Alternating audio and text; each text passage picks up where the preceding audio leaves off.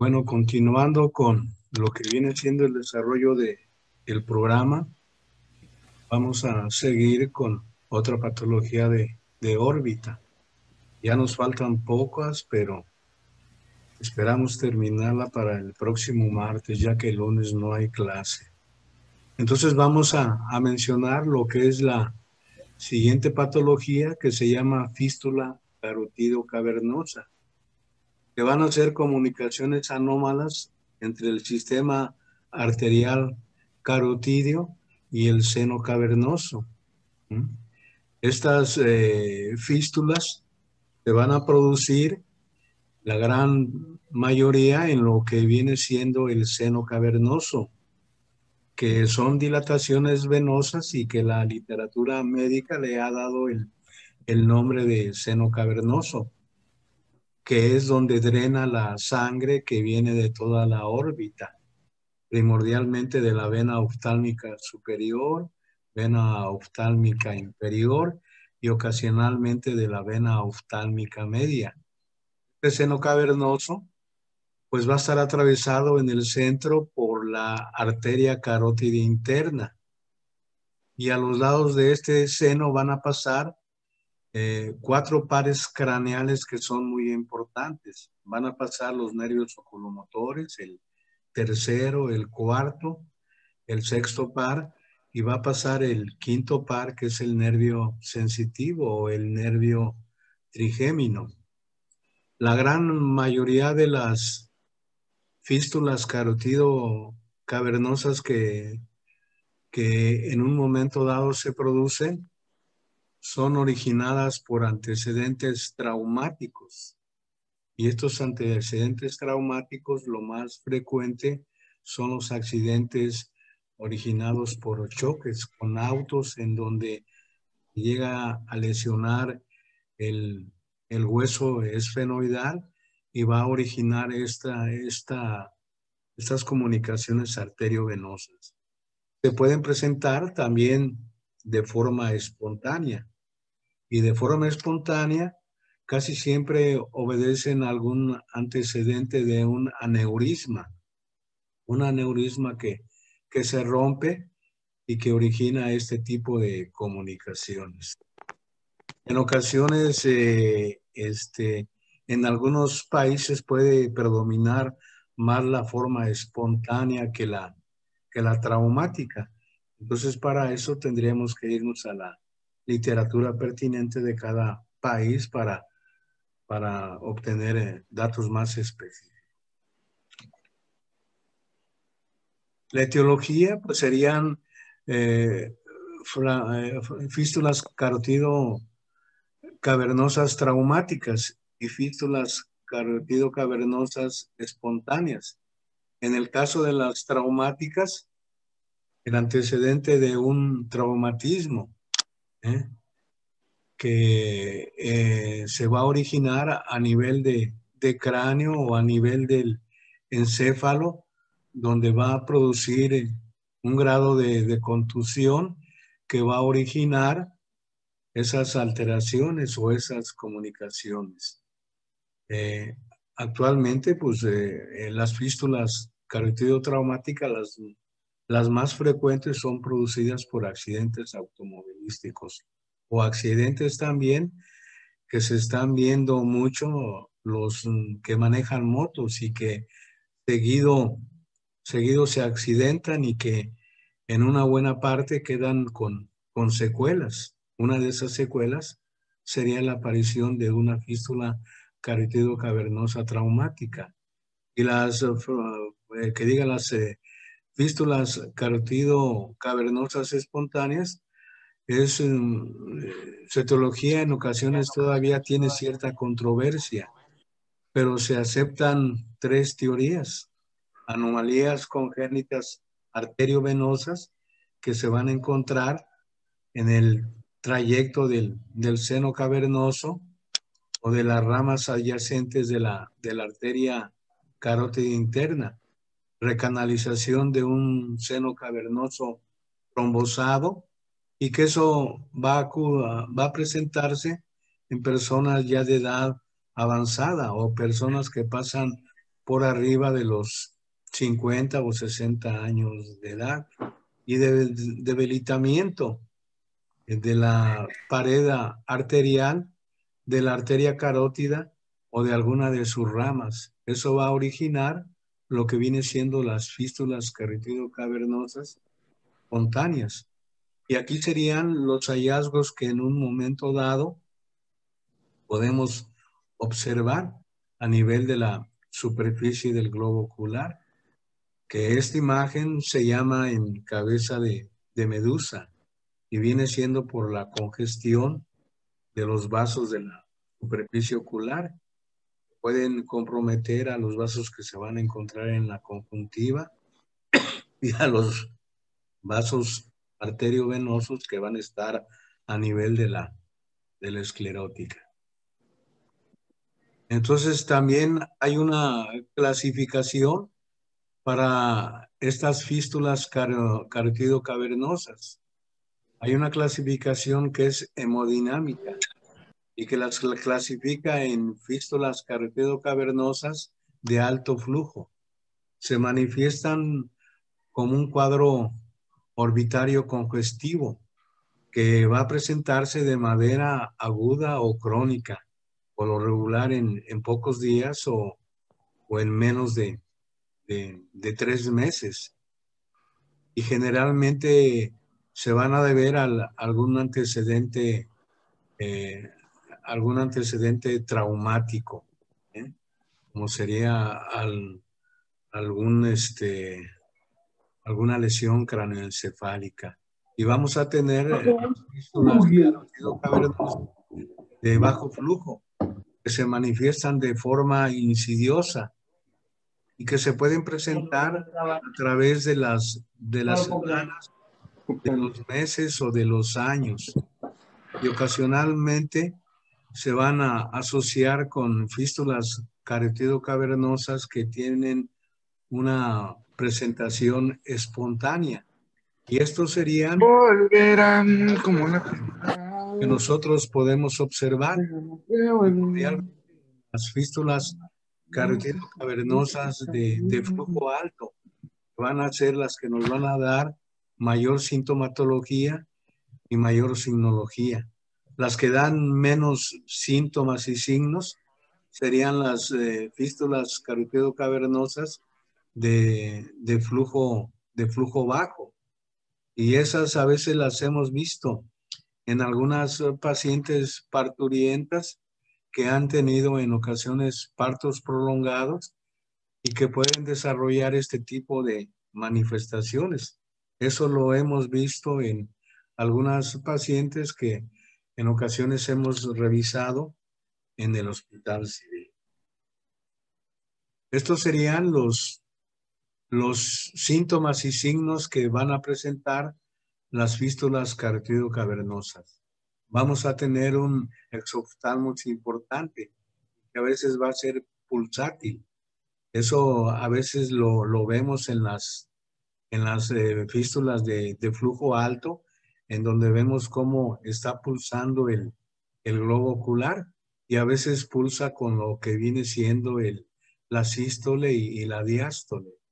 Vamos a tener un edema palpebral importante y que en ocasiones podemos tener varicosidades, ya sea a nivel del párpado o en ocasiones a nivel de lo que viene siendo la conjuntiva palpebral o tarsal. Vamos a tener una inflamación muy importante de la conjuntiva y se llama quemosis conjuntival, y es como si a la conjuntiva le hubieran puesto aire, y es la conjuntiva que sobresale a través de la hendidura palpebral y que el paciente no va a poder cerrar adecuadamente los párpados y el globo ocular, pues va a quedar expuesto a las agresiones del medio ambiente.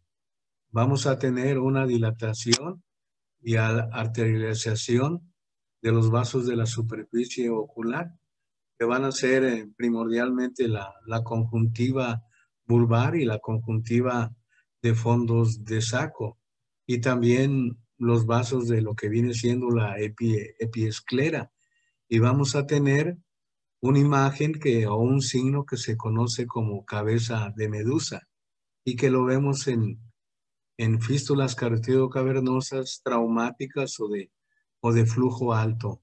Vamos a tener hipertensión ocular que si se continúa durante meses o quizá años, en el caso de las fístulas carotidocavernosas de flujo bajo, pues puede originar un glaucoma secundario. Esta hipertensión ocular pues va a afectar a la eliminación de el humor acuoso por lo que viene siendo la malla trabecular. Los pacientes, como pueden tener afectación de los nervios oculomotores, el tercero, el cuarto, el sexto par, van a tener una oftalmoplegia y que a veces esa oftalmoplegia puede ser dolorosa cuando al paciente le estamos investigando las succiones y las versiones. Inclusive el paciente puede presentar diplopia. Como va a haber afectación del nervio trigémino, el paciente va a tener dolor facial, dolor de la órbita y aparte va a tener parestesias. Va a presentar cefalea difusa. En ocasiones en el polo posterior vamos a tener una flebodilatación. Vamos a tener vasos venosos a nivel de la retina dilatados y en ocasiones se van a presentar hemorragias retinianas en buena parte del polo posterior. En ocasiones se puede tener un soplo intracraneal subjetivo y que el paciente en ocasiones dice que lo siente, o a veces se pueden presentar o el paciente puede oír ruidos, o oye un ruido como si fuera un fremito, y que a veces los pacientes lo refieren como el paso de una locomotora de que que en un momento dado se maneja sobre todo por el agua caliente y que hace un ruido muy característico, y esos pacientes que tienen una fístula carotidocavernosa traumática o de flujo alto, en ocasiones lo pueden oír. O si nosotros tenemos un estetoscopio y lo ponemos a nivel de la órbita comprometida, podemos oír ese ruido que normalmente no se oye, pero en ocasiones con un estetoscopio o cuando el paciente lo refiere. Estos serían los estudios que se mandan en pacientes que tienen una fístula carotidocavernosa. El estudio ideal es la angiografía carotidia y es la prueba diagnóstica de elección. Entonces, por medio de ese estudio, se puede observar esa comunicación y este estudio en ocasiones sirve para implementar el tratamiento. Es un tratamiento que consiste en la embolización de esa fístula carotidocavernosa y lo hacen primordialmente eh, radiólogos o en ocasiones cardiólogos que tienen una alta subespecialidad para tratar este tipo de alteraciones. Otros estudios complementarios que en ocasiones podemos mandarle a estos pacientes sería la tomografía computada de órbitas, donde vamos a observar que los músculos van a estar hipertrofiados o que en un momento dado tienen una especie de miositis. En ocasiones también, por medio de esta tomografía, podemos ver el engrosamiento, ya sea de la vena oftálmica superior o de la vena oftálmica media, y que en la imagen inferior en la flecha roja se puede observar esa vena que va a estar engrosada y dilatada, que nos puede hacer el diagnóstico de una fístula carotido cavernosa. En el caso de la resonancia magnética, pues va a depender de la circulación sanguínea en el interior del aneurisma o de la fístula, pudiendo observarse desde zonas de vacío de señal o zonas hiperintensas en la secuencia T1 o T2. Pero el estudio por antonomasia sería la angiografía carotidia. A veces estos pacientes, cuando el diagnóstico no es de certeza, pues lo ideal de manera inicial sería mandar el estudio tomográfico para poner en evidencia alteraciones a nivel de tejido óseo o de tejido blando. De tejido óseo pudiéramos detectar fracturas a nivel del piso del cerebro. Y de esta manera irnos orientando, y ya posteriormente pues se tendría que mandar una angiografía carotidia. El tratamiento pues debe ser considerado como una urgencia en aquellos pacientes que tienen una fístula carotido cavernosa de flujo alto, o que también es una fístula carotido cavernosa traumática. Es una urgencia para evitar la isquemia sobre el nervio óptico y el globo ocular. Esta isquemia, si no se atiende en cuestión de días o semanas, pudiera originar una neuropatía óptica total y se puede perder el globo ocular. Entonces aquí una manera muy importante para ver si el globo ocular está recibiendo suficiente suministro de sangre es valorar los reflejos pupilares, y dentro de ellos sería evaluar el defecto pupilar aferente relativo, que se investiga primordialmente con el reflejo fotomotor directo. Si nosotros observamos que hay una miosis o una constricción de la pupila cada que le iluminamos el ojo explorado, pues nos puede orientar a que esa circulación está conservada. Si ese reflejo está alterado, pues nos puede hablar de que debemos tener cuidado y se debe emplear el tratamiento lo más rápidamente posible. En el caso de las fístulas carotido cavernosas de flujo bajo, se puede aplicar un tratamiento conservador y esperar a ver cómo evoluciona el paciente. Por lo regular se puede comprimir la arteria carótida interna, se pueden mandar ansiolíticos, en ocasiones se pueden administrar medicamentos para disminuir la hipertensión ocular, pero si estos síntomas continúan, pues el tratamiento indicado sería la embolización, y que es el tratamiento de rutina que se hace en las fístulas carotido cavernosas de flujo elevado, que también serían fístulas carotido cavernosas traumáticas. Entonces, con esto terminaríamos lo que viene siendo las fístulas carotido cavernosas.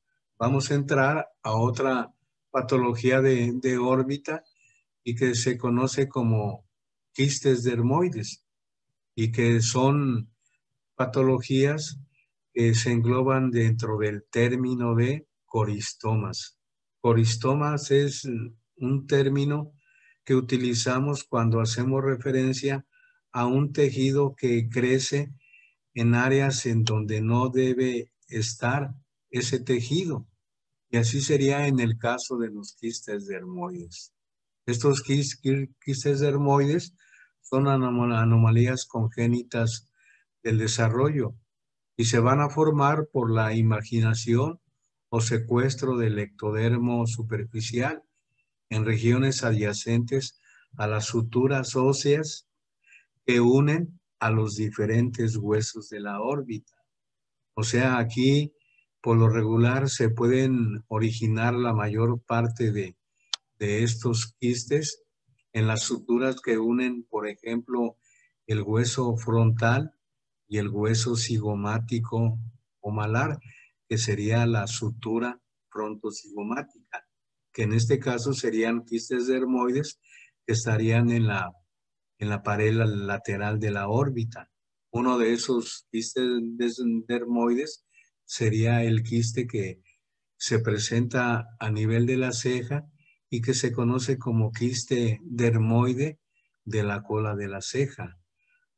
Si en un momento dado se presentara a nivel de la parte medial de la órbita, la que estaría implicada sería la sutura fronto, frontoenmoidal o a veces la sutura enmoide,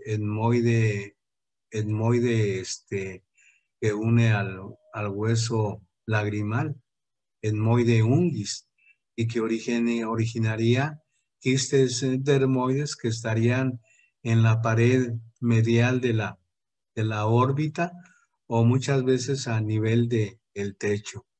Las suturas, las quistes dermoides más frecuentes casi siempre se van a presentar en la parte superior de la órbita y a veces se pueden presentar ya sea en la pared lateral o a veces en la pared medial de la órbita. Estos quistes dermoides también se pueden encontrar asociados a diversos síndromes. Uno de esos síndromes se conoce como síndrome de Golden Nar o Golden Hair, en donde vamos a tener quistes dermoides a nivel del limbo esclerocorneal y que casi siempre tienen predilección por el área temporal del limbo esclerocorneal. Ahí se van a desarrollar esos quistes y otra característica del síndrome de Golden va a ser el coloboma de párpado superior. A veces se van a encontrar tumoraciones a nivel de la región de lo que viene siendo el oído. Y en ocasiones también pudiera haber escaso desarrollo de los huesos de lo que viene siendo la pared lateral de la órbita. Estos quistes dermoides pues van a tener una prevalencia baja y que esa prevalencia en patología de órbita va a variar entre el 2 al 9%. Entonces esa localización sería más en la parte superior de la órbita y a veces puede desarrollarse en la parte externa o en la parte interna. En lo que viene siendo más del 90% de los quistes dermoides son accesibles a la palpación y a veces nosotros los podemos palpar al hacer la exploración de la parte anterior de la órbita. Y esa exploración pues la hacemos ya sea sobre el párpado o lo que viene siendo los rebordes orbitarios, tratando de dirigir nuestros dedos un poco más profundo para hacer esa exploración del tercio anterior de lo que viene siendo la órbita. Entonces estos quistes por lo regular van a presentar diversas estructuras embrionarias, como sería un epitelio escamoso estratificado y que va a ser queratinizado, va a tener una pared fibrosa y va a tener diferentes apéndices dérmicos. Una de las características de los quistes es que cuando se quitan, se deben quitar con toda la pared fibrosa que envuelve a estos quistes, porque si no se quita esa pared fibrosa en su totalidad, puede haber recidivas frecuentes de estos quistes. Por eso es que cuando nosotros hacemos ese tipo de abordajes, debemos primero descubrir la cápsula fibrosa que envuelve a ese quiste e irla despegando de manera adecuada. A veces cuando nosotros entramos a quitar este tipo de quistes, utilizamos, si lo quitamos en su totalidad, este quiste con toda su pared fibrosa, utilizamos el término posoperatorio de quiste sebáceo. Y en ocasiones cuando ese quiste sebáceo nosotros le rompemos la cápsula fibrosa, tenemos el diagnóstico posoperatorio de quiste sebáceo. Se vació por mala técnica quirúrgica o por no tener el cuidado de conservar esa cápsula, que se debe manejar de manera muy especial cuando se quita este tipo de quiste dermoide. Entonces, estos quistes dermoides pueden tener una localización anterior o pueden tener una localización posterior que van a estar por detrás del septum orbitario y que se pueden presentar en cualquier parte de la órbita. En el caso de los anteriores, serían primordialmente de los quistes de la cola de la ceja, que se van a presentar en el cuadrante superoexterno de la órbita, o también se pueden presentar en el cuadrante superointerno de la órbita y que afectaría, lo más frecuente sería la sutura frontoetmoidal o los quistes dermoides que en ocasiones se van a presentar a nivel de lo que viene siendo el limbo esclerocorneal temporal y que son muy característicos del síndrome de Goldenhar. En el caso de los posteriores, a veces pudieran sobresalir y nosotros palparlos con una buena exploración de la parte más anterior de la órbita. Por lo regular, los quistes superficiales aparecen en los primeros años de la vida. Van a tener predilección por la región temporal o a veces por la región nasal, que es menos frecuente. Va a ser una masa firme, redondeada, de consistencia, a veces puede ser suave o un poco blanda. Se puede en ocasiones desplazar, lo que nos indica que no está adherida a lo que viene siendo el tejido óseo.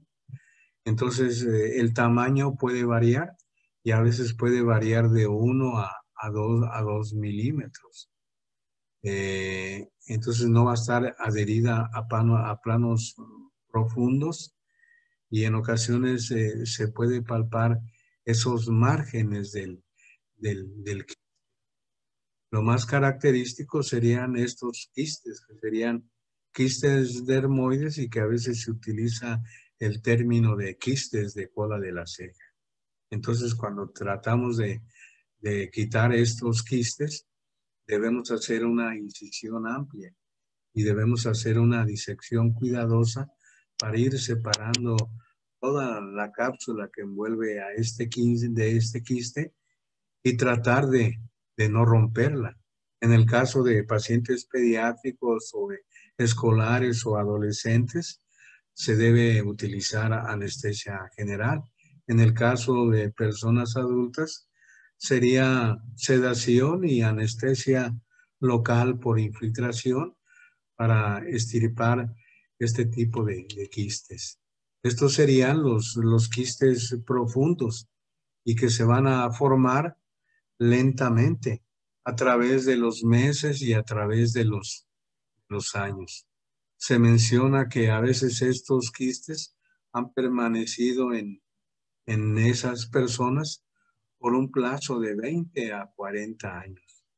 Y a veces acuden a consulta porque en un momento dado esos quistes pudieran ir creciendo y originar ya sea una proptosis axial o una proptosis vertical o horizontal que puede originar un desplazamiento del globo ocular. Los signos de estos quistes profundos sería una proptosis, la distopia sería un desplazamiento del globo ocular, ya sea hacia la parte inferior, a la parte lateral o a la parte primordialmente nasal. Entonces son lesiones que van a tener bordes bien definidos y a nosotros, a estos pacientes, le mandamos un estudio de tomografía computada o una resonancia magnética. En este caso, pues serían quistes profundos que van a estar en el tercio anterior de la órbita y que ustedes los pueden en ocasiones visualizar o a veces palpar cuando hacen esa exploración de la órbita. Y a veces estos estudios nos permiten ver cómo sería el abordaje de estos quistes. Estos serían los estudios de imagen que mandamos de rutina. El menos costoso y que se hace de manera muy rápida sería la ecografía, en donde vamos a tener una lesión encapsulada en forma redondeada o en forma oval, que va a ser bien delimitada y va a ser una tumoración homogénea. Y esto lo podemos hacer por medio de la ecografía o a veces de la biomicroscopía, que es un estudio ecográfico mucho más avanzado y que nos puede poner en evidencia cómo es la consistencia de este quiste, ya sea por el modo A o en ocasiones por el modo B. En el caso de la tomografía computada, pues es el estudio de elección y que nos va a evaluar el tamaño, la forma, la consistencia, si puede haber en ocasiones compromiso o no compromiso de los globos oculares y de lo que viene siendo también el tejido óseo. En quistes profundos de larga evolución, en algunos pacientes estos quistes pueden ir destruyendo lentamente lo que viene siendo el tejido óseo y a veces hacer comunicaciones, ya sea con el techo de la órbita o en ocasiones con la pared medial. En la resonancia magnética, pues vamos a tener lesiones bien definidas, con una señal homogénea o heterogénea, dependiendo de lo que es la composición del quiste. El tratamiento, en el caso de los superficiales, a veces los familiares cuando tienen hijos que están muy chiquitos, en ocasiones el tratamiento puede ser conservador y ver cómo es el comportamiento de estos quistes. Si esos quistes van creciendo de manera lenta, pues el abordaje sería el quirúrgico. Y el abordaje quirúrgico, la vía adecuada es sobre todo por lo que viene siendo el surco supratarsal. Y de esta manera podemos hacer ese abordaje en donde se hace una incisión lineal amplia y ahí vamos a ir resecando. Primero debemos localizar la cápsula anterior para tratar de hacer ese abordaje y la debemos ir disecando en los 360 grados.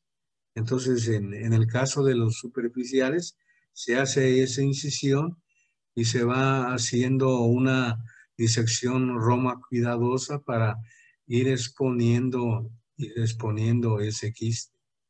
Y a veces al exponerlo, pues podemos ver esas imágenes en donde el quiste ya se está expuesto casi en su parte total.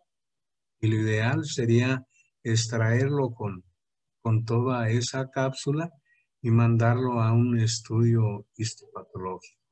En el caso de los quistes profundos, se puede hacer el abordaje a nivel de párpados y se tiene que perforar el septum o tabique orbitario para llegar a la órbita y desde esa parte de la incisión podemos ir prolongando la incisión a través de planos muy profundos y tratar de extraer ese quiste en toda su totalidad.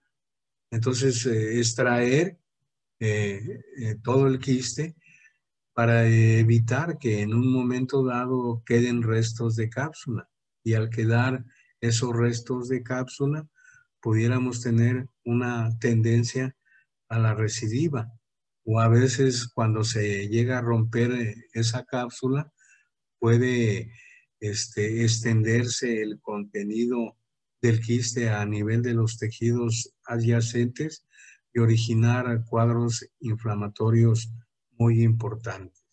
Que nosotros debemos hacer un lavado profuso para extraer todos los restos que en un momento dado envuelven ahí los tejidos alrededor del quiste. Vamos a entrar también a otra patología quística y que de manera indirecta va a afectar a la órbita. Serían los mucoceles. Es una patología quística de los senos paranasales y que primordialmente esos senos por continuidad van a erosionar lo que viene siendo la pared medial de la órbita y se pueden extender hacia ella. Los senos que van a originar más este tipo de problemas serían los senos frontales y las celdillas etmoidales, tanto anteriores, medias y posteriores. El mucocele, pues es una lesión quística secundaria a una obstrucción de la vía de drenaje de los senos paranasales. Es un proceso benigno, casi siempre nunca es infeccioso, a menos que tenga una evolución de mucho tiempo y que se hayan originado obstrucciones muy importantes. Que eso nos puede dar sobre todo un piocele, que ya es un proceso infeccioso de lo que viene siendo los senos paranasales. Es un proceso benigno, no neoplásico. Tiene una escasa prevalencia antes de los 20 años de edad. El 90% de los pacientes con mucoceles casi siempre acuden al oftalmólogo por tener problemas oculares. Y esos problemas oculares pudieran confundirse en ocasiones con alguna tumoración a nivel de lo que viene siendo la parte más anterior de la superficie del globo ocular, como serían los párpados. Entonces aquí tenemos un mucocele de larga evolución y ese mucocele a la larga pues puede erosionar y desbastar el tejido óseo, pues originando esa comunicación con lo que viene siendo el esqueleto. Entonces el mucocele pues va a ser una obstrucción del drenaje de los senos paranasales y que casi siempre va a ser originada a veces por problemas alérgicos de larga evolución, algunos estrechamientos de estas comunicaciones. En ocasiones también pudiera ser por cuadros infecciosos a nivel de los senos paranasales, que pudieran originar cuadros de sinusitis paranasales. Entonces va a haber una acumulación quística de secreción mucoide y residuos epiteliales. Eso va a originar que haya un crecimiento lento de ese mucocele y que va a originar erosión de las paredes de los senos paranasales. Al erosionarse esas paredes, pues va a afectar de manera muy importante a la pared medial, en donde vamos a tener la lámina papirácea y que al erosionar esa lámina, pues se va a extender hacia lo que viene siendo la órbita y nos va a dar, pues en ocasiones, cuadros de procesos inflamatorios o infecciosos que van a desarrollar una celulitis orbitaria. Entonces, por lo regular, la mayor parte se va a presentar en adultos. Estos serían los síntomas y signos de los mucoceles. Vamos a tener dolor frontal que en un momento dado se puede extender hacia el globo ocular o hacia la superficie del globo ocular. Estos mucoceles pues van a originar una proptosis o van a originar un desplazamiento del globo ocular, que cuando esos mucoceles se originan a nivel del seno frontal o a nivel del etmoides, pues van a desplazar al globo ocular hacia la región temporal y hacia la región inferior.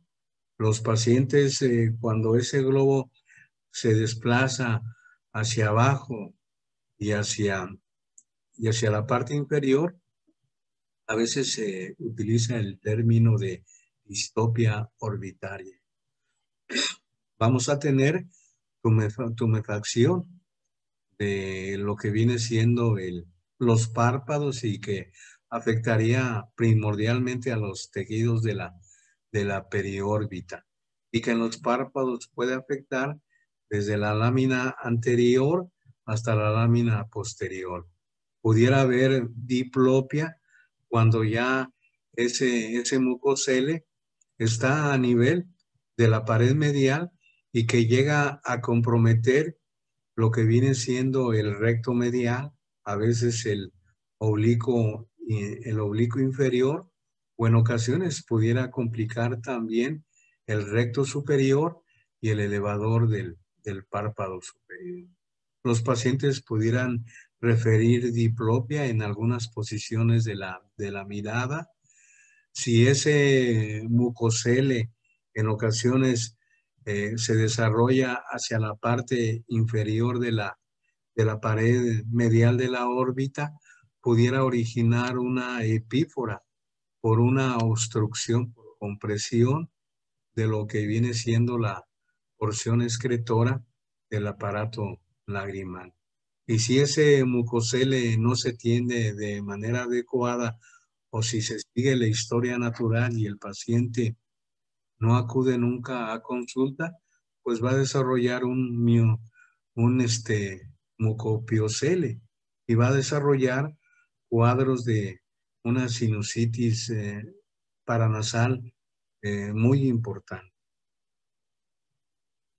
Los estudios de imagen que mandamos en estos casos, lo más frecuente serían los estudios de tomografía computada de órbita, en donde mandamos tomografía de los senos paranasales, o a veces tomografías que nos pongan en evidencia tanto los senos paranasales como lo que viene siendo la órbita y lo que viene siendo el cerebro. En el caso de la tomografía, pues nos va a delimitar la extensión de este proceso quístico, y nos va a dar sobre todo cómo está conformado este mucocele, y que en un momento dado, cuando tiene ya una latencia crónica, puede ir adelgazando y erosionando las paredes óseas, y a veces originar comunicaciones a nivel del techo o a nivel de lo que viene siendo la pared medial, que el paciente desarrolle una celulitis orbital. En el caso de la resonancia magnética, pues la señal dependerá de la edad del paciente, y aquí podemos observar un mucocele que está en el seno frontal con un aumento de la densidad, es hiperintenso en T1. En ocasiones a estos pacientes pudiéramos mandarles alguna ecografía, y esa ecografía nos va a reportar una lesión quística redondeada que en ocasiones puede estar bien delimitada, puede ser homogénea y va a ser de muy baja reflectividad. El tratamiento, pues en primer lugar sería el tratamiento sobre todo etiológico. Y en este caso, pues son pacientes que deben ser manejados tanto por nosotros como por el servicio de otorrinolaringología. En el caso de nosotros, se puede hacer un abordaje transpalpebral para, para llegar a exponer el periósteo, primordialmente ese periósteo de lo que viene siendo el, el techo de la órbita y de lo que viene siendo la pared medial. Entonces debemos ya tratar de hacer ese abordaje, ya llegando al periósteo, pues debemos hacer un abordaje óseo, en donde vamos a llegar hasta lo que viene siendo el mucocele, y debemos hallar la cápsula para tratar de extraer todo ese mucocele y que no tenga tendencia a las recidivas ese paciente. Lo más habitual del manejo de estos tipos de mucocele sería el abordaje endonasal. Y ese abordaje endonasal lo hace el otorrino y utiliza endoscopios en donde de manera adecuada se puede llegar a todos los senos paranasales. Y ese abordaje endonasal sirve también para resolver las diferentes comunicaciones de los senos que pudieran estar obstruidas y que por medio de ese abordaje pues se pueden ampliar y poner en funcionamiento adecuado ese tipo de drenajes para que drene todo el material que se forma en estos senos paranasales.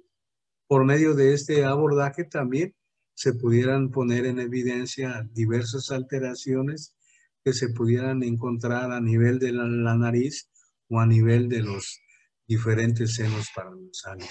En el caso del abordaje endoscópico, el abordaje se hace bajo anestesia general, porque se van a manejar buena parte y exploración de todos estos senos paranasales, como serían los frontales, los etmoidales, los maxilares y también lo que viene siendo los senos esfenoidales.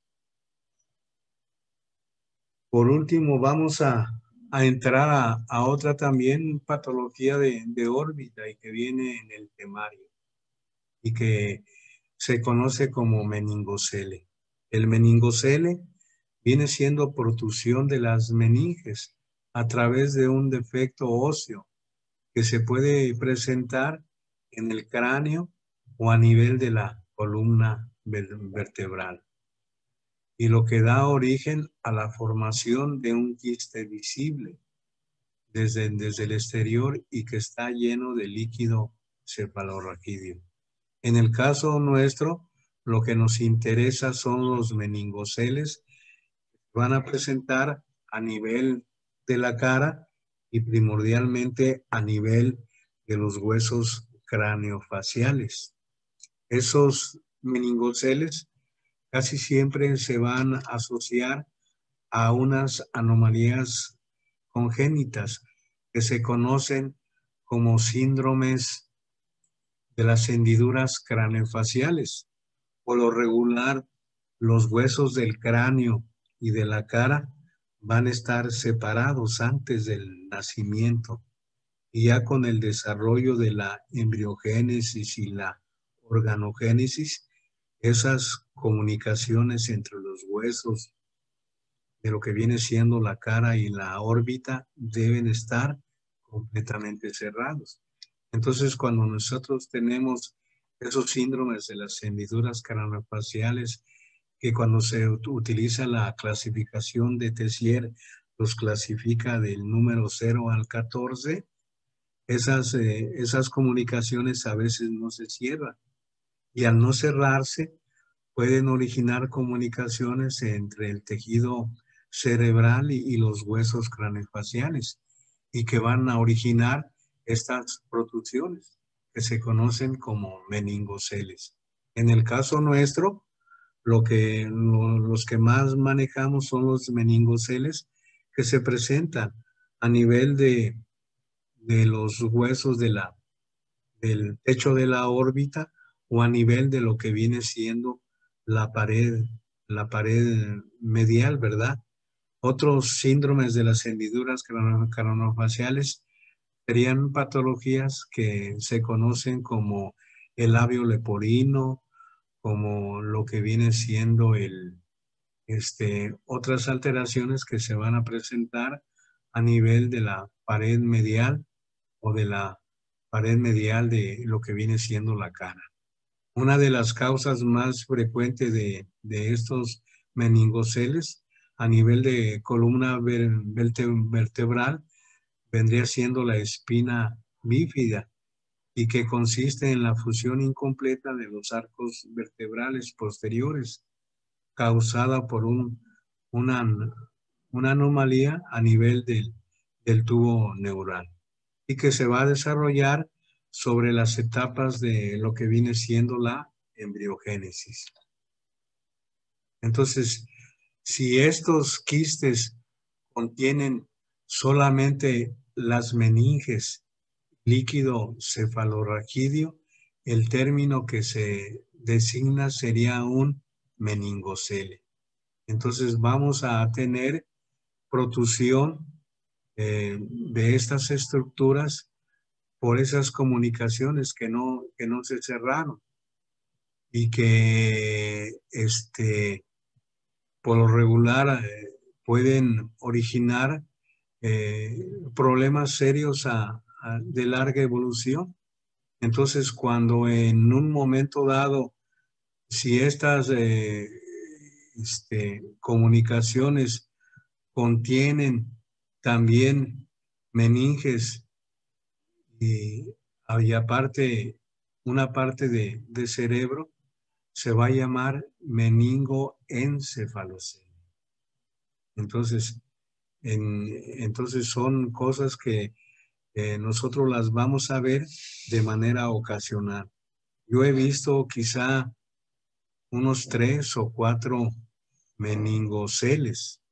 Meningoencefaloceles he visto nada más como unos 2 y que son pacientes que a veces acuden a consulta por la sospecha que tienen una probable tumoración a nivel de órbita o a nivel de lo que viene siendo el aparato lagrimal, pero que posteriormente con estudios pertinentes se puede poner en evidencia este tipo de patología. Entonces serían los términos que nosotros vamos a utilizar: meningocele o a veces un meningoencefalocele, y que nos va a dar sobre todo unas imágenes muy características. Vamos a tener una masa quística que va a estar llena por líquido cefalorraquídeo y en ocasiones meninges. Y en ese caso sería nada más un meningocele. Si esta masa quística contiene, aparte de meninges y líquido cefalorraquídeo, en el caso nuestro, a nivel de la órbita, también protusión de tejido cerebral, lo vamos a llamar un meningoencefalocele. Y en ocasiones cuando nosotros hacemos estas exploraciones, las debemos hacer con mucho cuidado, porque podemos aumentar la presión a nivel del encéfalo al tratar de reducir esa protusión que sobresale sobre la cara. Podemos reducirla y aumentar la presión a nivel del encéfalo, originando problemas serios al paciente. Entonces debe ser una exploración cuidadosa y hasta no ser sobre todo los estudios pertinentes, se pudiera hacer una exploración mucho más profunda, pero por lo pronto, pues siempre sería el diagnóstico diferencial que protuye sobre estos quistes, que pueden tener solamente líquido cefalorraquídeo o meninges y originar un meningocele. Y si tiene, aparte de líquido cefalorraquídeo y tiene también protusión de cerebro, vamos a tener un meningoencefalocele. Yo nada más he visto 2 casos y de esos casos a un pacientito lo operaron. A ese pacientito ellos sospechaban, los oftalmólogos, que tenía una tumoración palpebral porque engrosaba todo el párpado superior. A este pacientito lo sometieron a cirugía, le quitaron toda esa tumoración, lo suturaron y el paciente después se enteraron estos oftalmólogos que había sido ingresado al Instituto Nacional de Neurología primordialmente por tener problemas a nivel de cerebro. Y se descubrió que ese pacientito tenía un meningoencefalocele. Entonces se le sometió a un abordaje quirúrgico y que después supimos que se tuvieron que implantar trasplantes para sellar esa comunicación que había entre lo que viene siendo las paredes del cráneo y de la órbita y que originaron ese meningoencefalocele. Entonces, su etiología es multifactorial y en ocasiones también se refiere que puede ser originada por factores ambientales o nutricionales. La afectación más común sería a nivel de la columna vertebral, en donde se va a presentar lo que viene siendo la espina bífida. En el caso nuestro de lo que viene siendo oftalmología, pues vamos a tener tumoraciones que pudieran simular una tumoración orbitaria o una tumoración de párpados o una tumoración de nariz. Y que en estos casos, pues debemos mandar estudios pertinentes para hacer un diagnóstico diferencial adecuado y saber cómo manejar a este tipo de pacientes. O en ocasiones son pacientes que se tienen que canalizar a otros servicios o se tienen que manejar de manera conjunta con diferentes servicios como sería neurocirugía o a veces otorrinolaringología. Entonces va a haber primordialmente herniación de los tejidos del cerebro, a veces de líquido cefalorraquídeo, de las meninges. Puede en ocasiones extenderse hacia lo que viene siendo la región del cuello. Entonces son patologías que afortunadamente se presentan de manera muy ocasional. Este sería los hallazgos que nosotros podemos poner en evidencia con los diferentes estudios, como sería la tomografía computada de órbitas, que es el estudio de elección, porque se va a poner en evidencia tanto tejido óseo como tejido blando. Y se puede ver cómo hay protusión de estos tejidos y que al hacer el abordaje quirúrgico se debe sellar esas comunicaciones óseas que están a nivel de lo que viene siendo el cráneo y que se deben sellar para que no siga este tipo de problemas. Entonces los cortes tomográficos en el caso de esta patología serían cortes de 1 milímetro, cortes muy pequeños para poner en evidencia esas comunicaciones y en ocasiones se va a utilizar medio de contraste. Esto sería con fines diagnósticos y de abordaje quirúrgico. El tratamiento pues sería quitar ese tipo de protusiones por medio de sellar las comunicaciones que hay a nivel de estas estructuras. Entonces, este sería el tratamiento. El tratamiento, pues, va a ser un abordaje que lo va a realizar el neurocirujano. Y son abordajes quirúrgicos que en ocasiones se pueden llevar varias horas y que se va a manejar un tejido muy importante que va a protuir a nivel de estas cosas. Entonces el tratamiento pues va a ser eh, de corregir la herniación de estos tejidos del encéfalo, de meninges y de líquidos cefalorraquídeos. Entonces debe hacerlo lo más pronto posible. Pues con esto terminaríamos la clase. No sé